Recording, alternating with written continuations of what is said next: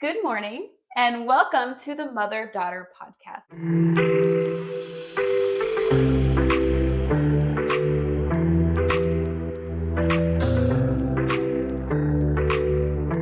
Well, it's been a little bit since we've done a podcast video. We apologize about that, but we have been crazy busy with our move since July here to Wise River, and we have been loving the area. It's just beautiful and very, very peaceful. Very peaceful. And the people are so great here. So nice. Yeah. And everybody kind of sticks together, which we really like. It's a wonderful community out here. Well, today, though, we are going to talk about a topic that is, oh man, it is a biggie in today's environment. Well, and it's always been a biggie. It's just, I feel like it just keeps getting worse for women. Probably in this area, specifically, yes. Yeah. And no joking aside, it is not near and dear to my heart. But we have to deal with it nonetheless. Yes, that's very true. We are talking about the big M, menopause. Exciting. Yeah. We've had a lot of women come into our booth talking to us about different symptoms that are all pretty much caused by menopause. Hair loss, of course, thyroid. So-called thyroid problem.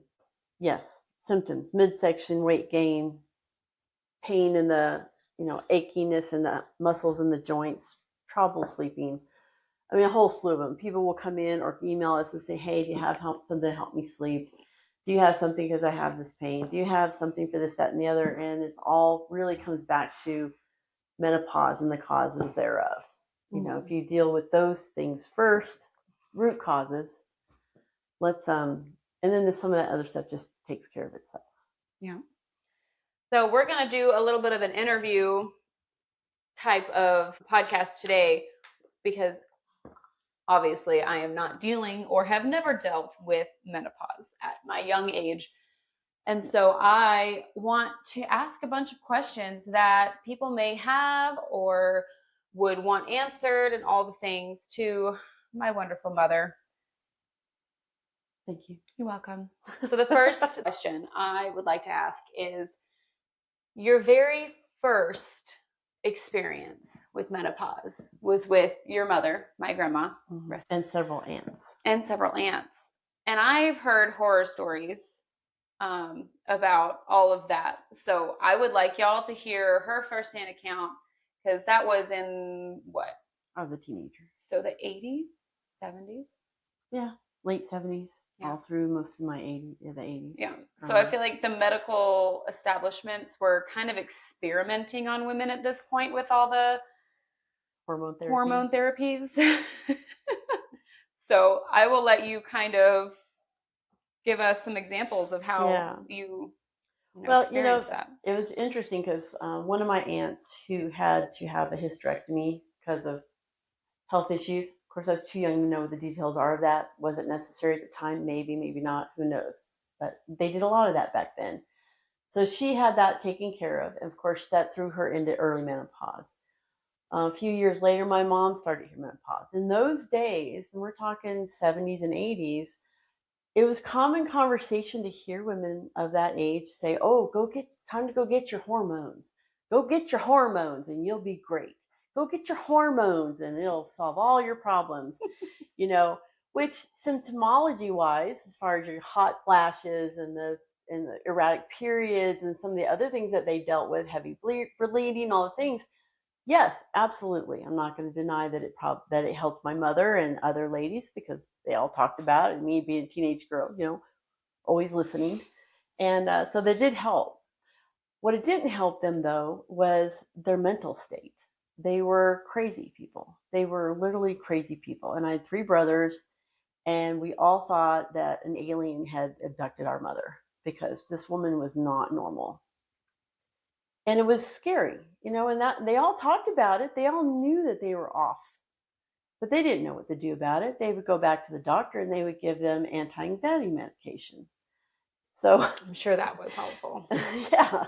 So it's like, okay, my mother's era, the baby boomers, they were, I don't think the doctors, it's not that they didn't care or they were trying to do their best. I'm not discounting them, but I just don't think we knew enough about it at that point in time, maybe, to actually take care of women correctly. So I'm not knocking the hormones. I think some women probably really need them for other reasons as well. But that should never be our first thing that we do as women, is run out and get the hormones without trying all the other things first. Because generations, centuries went by without hormones, and women made it through, and nobody killed them for their crazy. So I'm thinking that there's plenty of things that we can do. Well, and your experience, like you've said to me many, many a times, had really affected your outlook on when you go into menopause. No hormones for me. No, not after seeing Yeah. that. I don't want to turn into a crazy person. And that was my only motivation. The rest of it seemed reasonable to me if it was helpful, but I was just determined to fly through as natural as possible. And I think I did. As far as I know, I wasn't a crazy person at all. No, I mean, I can't pick out any point in time where I was like, you need medication. Yeah. I mean, obviously, I would think that you're crazy because I was a teenager and you were my mother, but that had nothing to do with your hormones. Yeah. So. Yeah. So that was my first experience. So my determination was, okay, I'm going to do whatever I can. And so there started a big journey of figuring things out, the hard way, I guess you could say, because all of us kind of struggle along. All of our bodies are different. So what worked for one may not work for another. So your pre-menopause, you went into that 40s? Yeah, I was in my 40s. I remember we lived in Reno, Nevada, and I started to have some hot flashes. What age though? Because I know 40s, yes, but that's a really long. That's probably about 46-ish. Right, and I feel like that's normal. It is normal. No, but nowadays, Mom, do you remember? There's women coming into our booth and premenopausal symptoms in late 30s. In late 30s, but it's in my 40s, and if you do funny things when you're not comfortable, you get up in the middle of the night, you're like, okay, put my robe on. I go in Reno, so it's cold at night, even in the summertime. So I just walk outside and open the robe and cool me off. Luckily, we did not live in a populated neighborhood. No, we didn't have any neighbors. No neighbors close enough to care. So, so you kind of do what you can, and it would come and go. And I knew what it was, but it wasn't causing me any discomfort. I wasn't losing sleep. It wasn't causing me any problems in my general life. So I didn't do anything at that point. I was just aware that, okay, this is happening. I better start figuring some stuff out. For sure. For sure. Now, let's talk about your actual full-on menopause symptoms. Because you went a while before we started all of this. Yeah, I suffered. We were in Texas, and I was suffering quite a bit with the heat flashes mostly. Because it's so hot. Because it's so hot there anyway. So I knew I had menopause. I knew I was having heat flashes. It was still hot. I almost kind of don't notice because you're hot all the time. But you do notice because it's that flush feeling. So I noticed things that if I ate certain things, it actually made it worse, which would spike cortisol, which I didn't even know that was a thing, to be honest. Back then, I didn't even really start thinking about cortisol until the last couple of years. And we'll get more into that. We'll get into that later. But so that was really my only symptom as far as I can know. That and my period starting to be fewer. And when they stopped altogether, I was like, yay!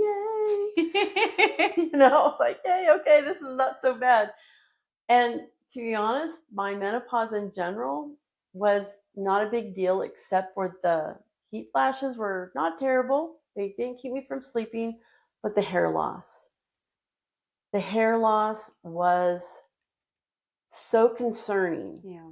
I would take a shower. In fact, I kept my hair short on purpose because it looked like garbage if I let it go long, because it was so thin and felt like I was going to be bald by the time I was 60, because I would take a shower, rinsing my hair out using shampoo conditioner like everybody does, and literally thick strands would fall.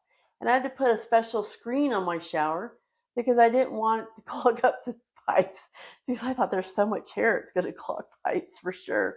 And it was just, I comb my hair and gobs would come out, just gobs. And I told Jessica one day, I was like, oh my God, I'm going to be bald, Jessica. I know you were what, I like was 53, yeah, it was 54 at the early time. 50s, and I was like, what are we going to do? And together, mostly her, to be honest, we Well, started well, that thinking was, about this. yeah. Well, I didn't really start thinking about it until we moved up here, and I had seen a video of what they call the no poo method, and it's where they don't use shampoo. For those of you who don't know, I was going to say, I yeah, never heard the no poo. I was yeah, like, the no where are we poo going? Are we method. sticking with the menopause? Are we talking about Yeah, something yeah. else? No, but this is kind of how I saw it, and that's when I learned at that point how awful our shampoos and conditioners really are for our hair, that we buy at the store or we get, at the MLMs or whatever the heck, the fragrance and the sulfates and the phthalates and the blah, blah, blah, blah, blah. I could go on, but I'm not. Anyway, so what they did in this video is they did a baking soda as their shampoo and they would scrub, and usually 2 times, just to get it extra clean. And then they would do diluted vinegar hair rinse. So that's what I actually started doing when we moved up here, because I was having hair loss postpartum still. My daughter was, how old was she? She turned 3 a little bit after we moved up here. Right. So she's like 2.5, and I'm having postpartum hair loss still. And she's 2.5. And so I started doing that. And after I detoxed my scalp, I started having less hair loss. So then I told you when you moved up here, I was like, you need to start doing this. So she started doing this. And then we were both kind of like, we don't like washing our hair with baking soda. It sucks. Yeah, but it does balance the pH of your hair. It definitely does. But the vinegar also helps with that too.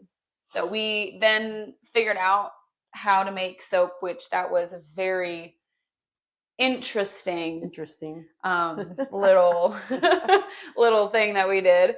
It took a little bit, but we figured it out, and we love our shampoo bars. The infused shampoo bars, the best, I think. But yeah, that one, and then now we both have awesome full heads of hair. I've had a baby since that, and zero, and I mean zero, postpartum hair loss. It's fantastic. And I've let my hair grow longer because it actually looks nice. It does. I know she kept keeping her hair short all the time, and I was like, oh, it looks horrible, but she couldn't grow it out because it was super, super thin. So kind of a catch-22 on that one. But that's how we kind of combated that, is just getting rid of the traditional realm of shampoos and conditioners. Yeah, which was huge. And so anyone who comes in and talks about hair loss, you know what? It's hard to get used to be honest. If you have hard water, it's a bit of a challenge. But it's still worth it. It's still worth getting used to those bars. But it's the combination of the two. It's not just the shampoo bar. You have to do a vinegar rinse. You have to do the vinegar rinse. We've tried to make in our own conditioner. In fact, just recently she made some wonderful conditioner, and it felt great, and my hair combed out. But you know what? I had more hair coming out too, just with the conditioner. I'm not sure why. Yeah. And the other thing about the, if you look at the days of old, if back in the Elizabeth time, early 1800s, and even before that, women did not wash their hair but maybe once a week, if that. And they didn't have to, because they didn't put all that stuff and products on their hair. Their hair actually stayed in very good order and was thick and lots of volume. And so when you take lessons from the old, sometimes what they did was best. Just because it's new doesn't always mean it's the best thing. So true. I mean, my daughter's a shining example. Yeah. She could go, and I'm not saying she doesn't bathe for 2 or 3 weeks. No, she bathes. She bathes. But she doesn't always wash her hair, because it literally always looks clean. As long as you run a brush through it, it's clean. It does not smell, doesn't have buildup. Every 2 to 3 weeks, because she doesn't really like washing her hair. She doesn't like the water on her face. It's a big thing. Regardless, she has wonderful hair. The next question for you, Mom. We mentioned cortisol earlier. I want you to go a little bit more in depth for people who may not know exactly what that means. What are the symptoms of, elevated cortisol? All of that. I need you to kind of just go in depth, and what are some things that people can change about their lifestyle if they want to go all natural without taking synthetic hormones? Right. As we age, it's become like a normal conversation with most of us when we're like, oh, we're used to Most of us look pretty good from here up and from our waist down, but this middle part is not our friend. And that's why I sit like this. So you don't. I mean, I'm not like, I actually do pretty good at this point because I'm still working on it. But when cortisol came to my mind, I was like, what the heck is that? And, it's a stress hormone. It's a stress hormone. And there's so many things that spike our cortisol. In order to control our cortisol, we have to do that in order to maintain this right here. Okay. And there's lots of things that we can do. Cortisol is something that we, as women, you kind of get used to living. It's like a fight or flight situation because it's a stress hormone. So if you've been like me, I was a working mother, I had kids in school, I'm running here and there, they have their activities, I'm taking care of the household, I'm cooking the dinner, I'm putting everybody to bed. Our lives are nothing but flying by the seat of our pants in some level of stress. Understatement. And if you live that way long enough, which all of us have, and probably some of us still do, you get used to a certain level of stress where you feel like you're in a normal state. So you're always in that heightened state, but to you it feels normal because you've been like that for basically years. And you don't know you're there until you're not. So let's work on how to be on the not side. Because then when you are able to accomplish that part of it, you can look back at yourself and think, oh my gosh, I was so that was hard, but you don't know it when you're in it sometimes. Okay, so I know there's a lot of things that people can't control, like their family drama or workplace stress, all of that things that they still have to work or whatever at that age of menopause. So what are some things that we can control? Right. Well, there's some easy things, easy kind of, a little bit of exercise, even if it's just walking around your block once a day with no headphones in, no screen looking at, nothing, just you and your thoughts. For some of us, that's a scary thing to do. But you know what? It's actually very good for you. So just start out walking around the block, then add a block. I'm not talking about like going to the gym and pumping it out. I'm just talking about quiet time with physical activity. Get on your treadmill if you have one. Anything that you can do without headphones. Stress reduction techniques. I mean, everyone's always talking about deep breathing exercises and yoga. I mean, I have to be honest with you. I think about those things. I don't always do them. The deep breathing is a little easier if I'm walking or doing something like that. I can think about my breath. So I do it then because it's easier. If I'm working at my desk and I think about it, I try to do it. Not perfect. Okay. So that's just the reality of it. Make sure you're getting good sleep. Okay. And to get good sleep, that means no screen time for at least an hour before you go to bed. That might be a hard one for some people. Yeah. And I mean, I do. So yeah. I can't knock people, but I need to stop. Yeah. And if you can help it, get a real alarm clock and put your phone out of the room. Oh yeah, that's super helpful. I mean, I've gotten a real alarm clock and I haven't used my phone for an alarm for many, many years. I'm very, very glad because not having that next to me, because otherwise turn off your notifications. I know you have some sort of oh yeah, I have, which is really good. The do not disturb. I have it from 8 p.m. to 8 a.m.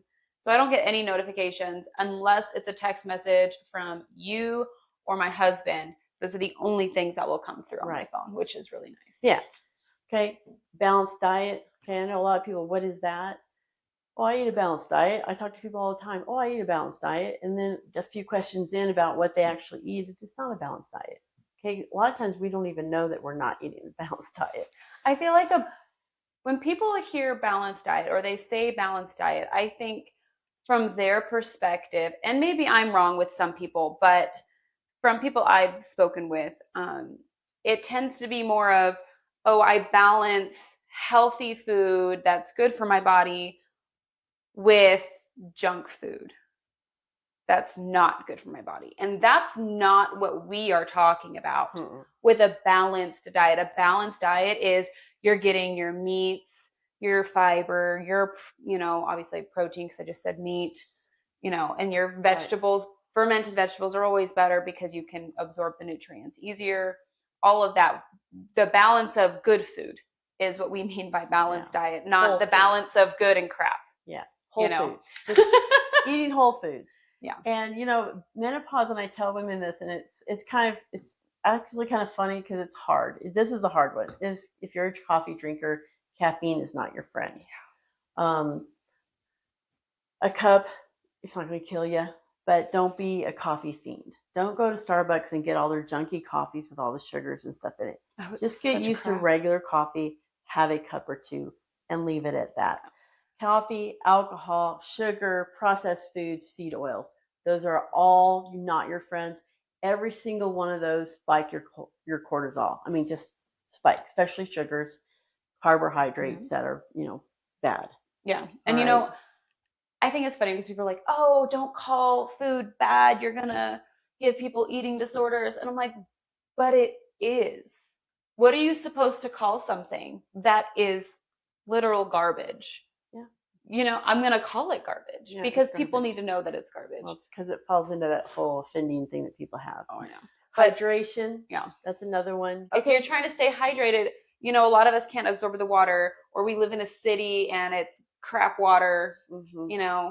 What are your suggestions? Well, I mean, if you can afford some sort of filtering system, do it. Even if it's just a Brita filter, which aren't perfect, but it goes with everything. We do what we can do. We can't do the perfect thing, because even the perfect thing sometimes we find out is not the perfect thing. Yeah. So been there. Do the best you can.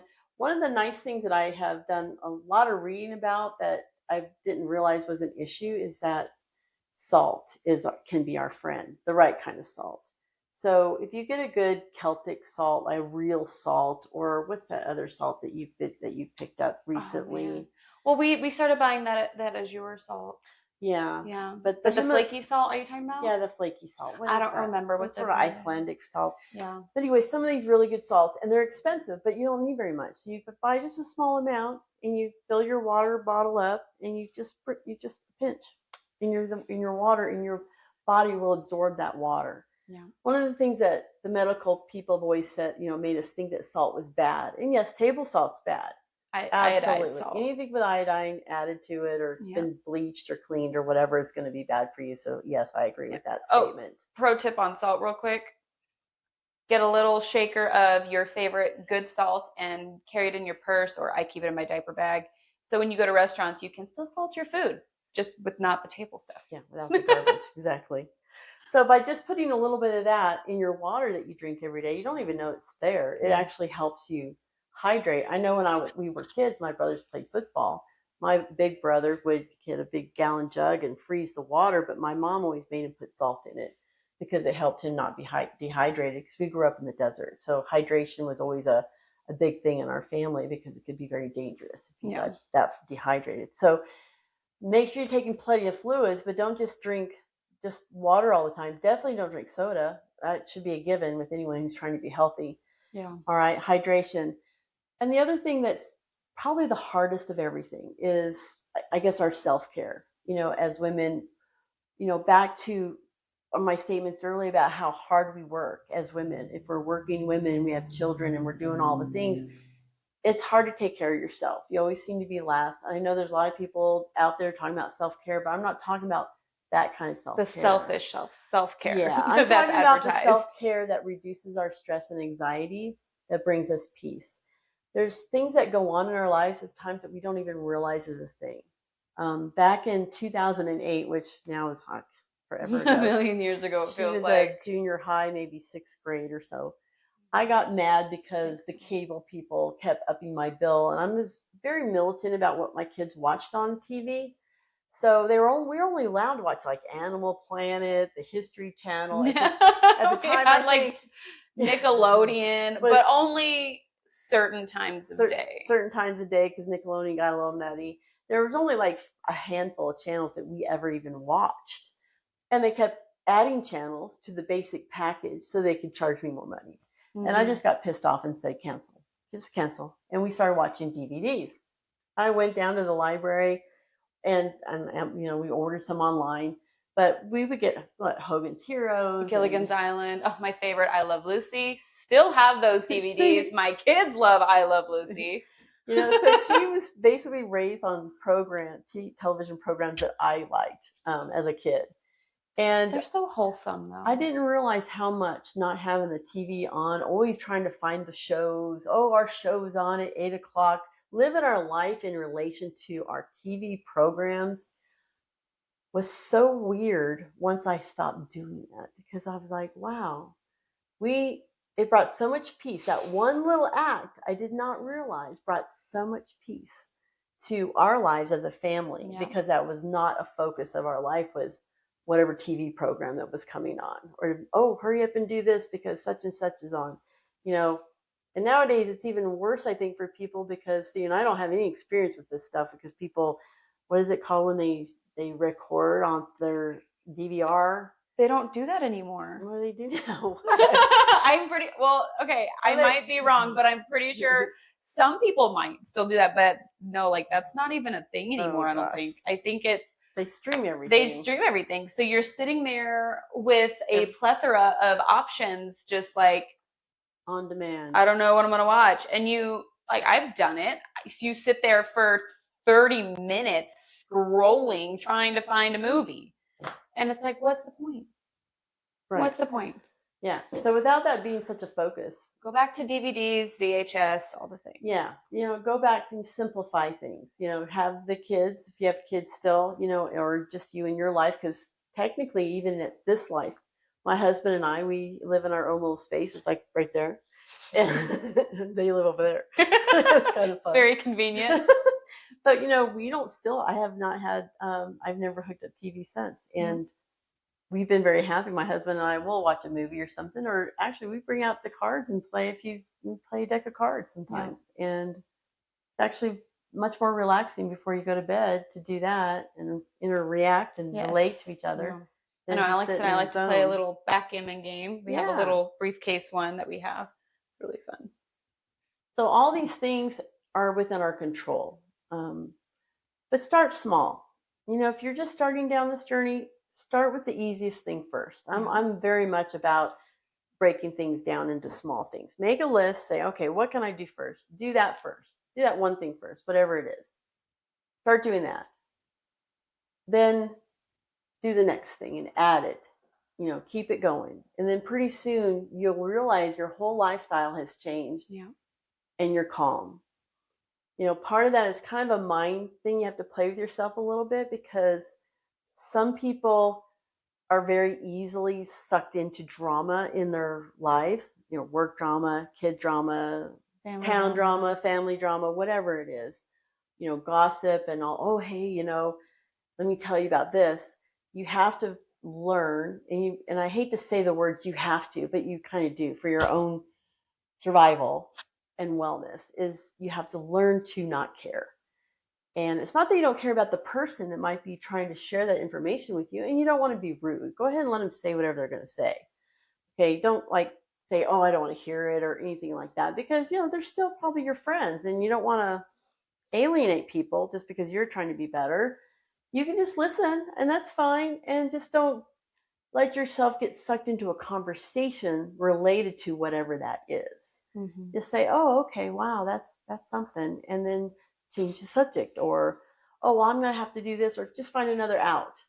You don't have to be rude. We don't want to be rude to the people that we care about, or even acquaintances, because they could end up being a friend. Another thing I'd like to touch on with the whole cortisol, I know a big thing out there right now, a lot of podcasters, like the health and wellness podcasters or whatever, they're talking about adrenal fatigue, and that all comes back to cortisol. Mm-hmm. Because your adrenals, your cortisol, your hormones, they are all intertwined. Yes.